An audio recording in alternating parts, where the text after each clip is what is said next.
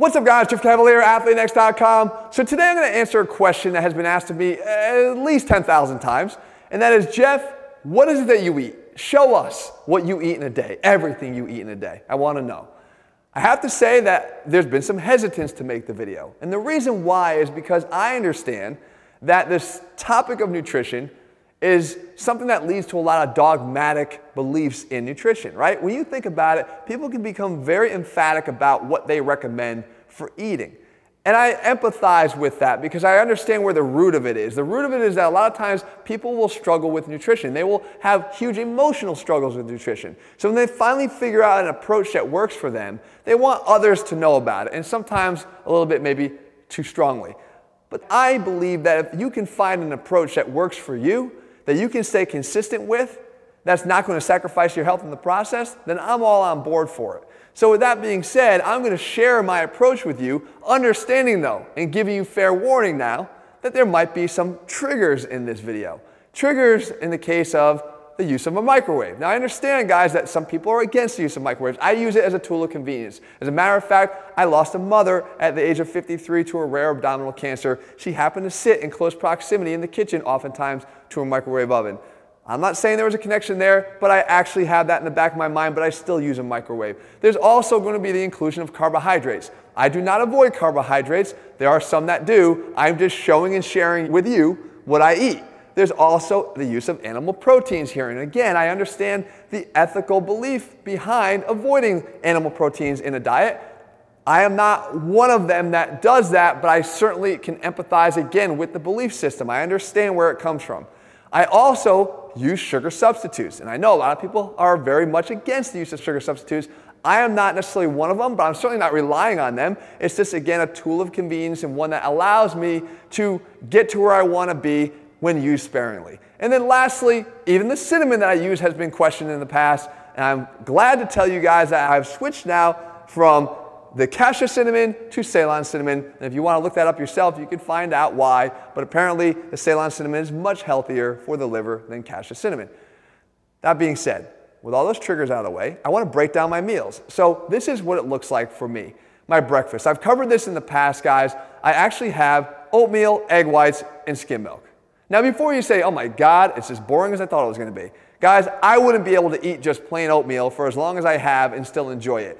The key for me is you better enjoy the foods that you're eating or you're not going to be able to stay consistent. If you can't stay consistent, it's going to turn into what I hate, which is a short-term diet plan that you won't be able to stick to. I have to make these foods taste better, and what I do is I create something here called pumpkin walnut oatmeal. I'm going to show you guys all the brands here too. I'm not going to announce them, but I'm going to just point them out so you can see exactly what it is I'm using. And in this case, I'm actually showing you that I do have a cup of oatmeal. So that's about 300 calories of dry oats, right? I will give you some estimates at the bottom of each of these foods here so you have an estimate of the caloric consumption here. I include some Ceylon cinnamon, as I talked about, some pumpkin pie spices. I add in just a little bit of maple syrup, kind of making one round trip around the container there. And then I add in some skim milk just to cover the yolks, probably about 4 ounces or so. And then I put it in the microwave for 3 minutes. Now while that's going, I go back now and I start to prepare my egg whites. Now again, guys, I do not have anything against the yolk in an egg. It's just, again, a matter of convenience. I buy these egg whites in these cartons here, and I'm able to just use these egg whites as a tool of convenience. I have about 7 to 10 of them on a morning. I fill up this fairly large microwave-safe little bowl here, and I put it in the microwave itself now for 2 minutes and 20 seconds. Again, there's the use of the microwave. Now, when the other oatmeal comes out, here's the secret. I put in my favorite ingredient, which is pumpkin. And before you guys run and go buy the wrong kind, make sure you're buying canned pumpkin, not canned pumpkin pie mix, which is loaded with sugar. Tastes really good, but it's loaded with sugar. Instead, I have just plain old canned pumpkin, probably one of the healthiest things you can put in your body. And it does two things. Number one, it actually adds some real nice texture and flavor to this, but at the same time, it actually helps to cool off that really hot oatmeal when it comes out of the microwave, so it makes it edible at a lot faster pace, something that's, again, very convenient for me. Now I add in my sweetener. In this case, this is Splenda brown sugar. And again, cover your eyes if you're not into the sweeteners, but I take a little bit of a pinch here of Splenda brown sugar, crumble it on top, add in quite a few handfuls here of walnuts, my healthy fats, and then I have a little bit of dried oats for texture, and then I'm almost done. Because one thing that catches people by surprise is that I also include a bit of whipped cream here. I love whipped cream, and guys, calorically it's adding minimally to the overall impact of the meal.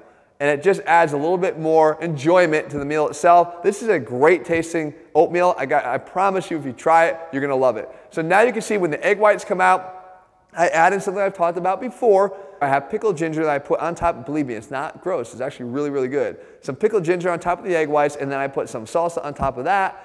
As I mentioned earlier, my glass of skim milk, and I'm ready to go. That's my breakfast. If you were to total this up, guys, with these estimates here, you're gonna get to be about 850 calories. Now we move on, and I'm gonna cover the major meals, and I'll get back to what happens in between. The next up is lunch. And when it comes to lunch, guys, one of the favorite things I like to eat is a grilled chicken wrap. But on this grilled chicken wrap, I'm getting not just a lot of chicken, but I'm also getting a lot of grilled vegetables. In this case today, it was, I believe, zucchini and eggplant and a little bit of onion. And that's all grilled up in olive oil, and I put it on, and I have hot sauce in here for some moisture, and I also have some pesto. That is my grilled chicken wrap, contributing about 575 calories. Again, depending upon what you put on these things and how big they are, this is a big one, they can vary pretty greatly. But the fact is, this one's about 575 calories. And then as you'll see here, I have a whole fat yogurt with whipped cream. So that comes out to be about 755 calories. We move on. For dinner here, I start with a soup. In this case, it was actually a tomato orzo soup. So instead of rice, just an orzo.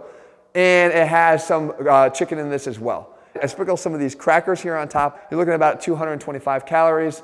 This is how I like to start my meal, right? Pretty much a variation of a soup or a stew or something to start my meal.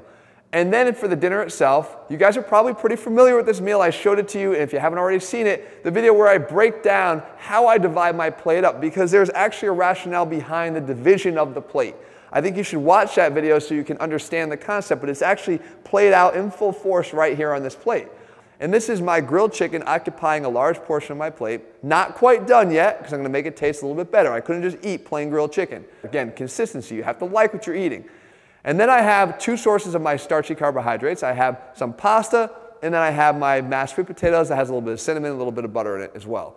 And then I have, as my main vegetable, my fibrous vegetable for the night, I have corn. A lot of times this could be broccoli, this could be Brussels sprouts, this could be asparagus, this could be anything. I actually have a large portion of the plate covered by this other fibrous vegetable. Now, as I mentioned, I'm not quite done. I'll take something and put it on top of my chicken. Tonight it happens to be a mango ginger salsa that I put on top. Again, ginger making its way into my meal plan, as I recommended to you strongly in a video in the past, for all the benefits that it provides. Of course, I have this meal with some seltzer water. I love seltzer. It's more interesting than water for me, and it allows me to be a bit more consistent with the intake and consumption of my liquids and keep staying hydrated throughout the day. So even though I didn't show it in my other meals, I actually have it there as well. So now that meal there totals 975 calories. But I'm not quite done. Now I know that the running joke is that I have my carrot cake just once a year, but I actually have dessert every single night.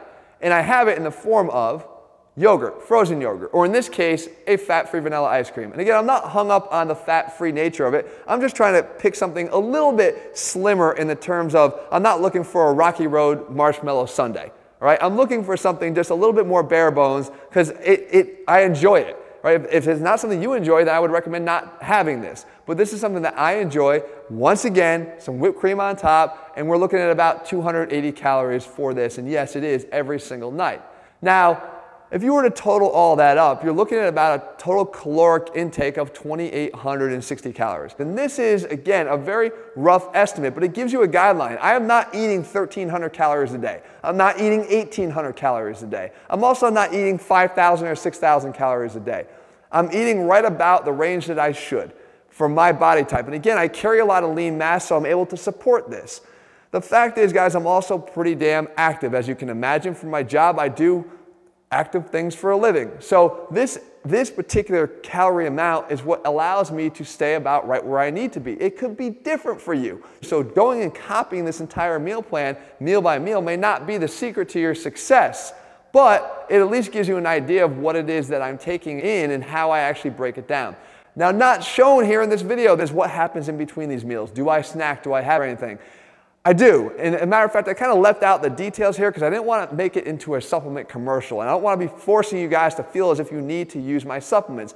It's what I use. I believe that I have the best supplements out there, and I know what goes into every single bottle, so I trust them. But if you want to know in full disclosure what I use on a given day, I have my protein shake, my RX2, every single day, whether I train or whether I don't. And at the end of the day, I always have my RX3 for muscle recovery. Again, it's not very highly caloric. It's just 20 calories, actually. It's just there to help support my harder efforts earlier in the day in the gym to help me to kind of complete the picture. But that would make up the entire consumption for me in a day. So my recommendation to you guys is that, number one, this concept of you versus me is incredibly important.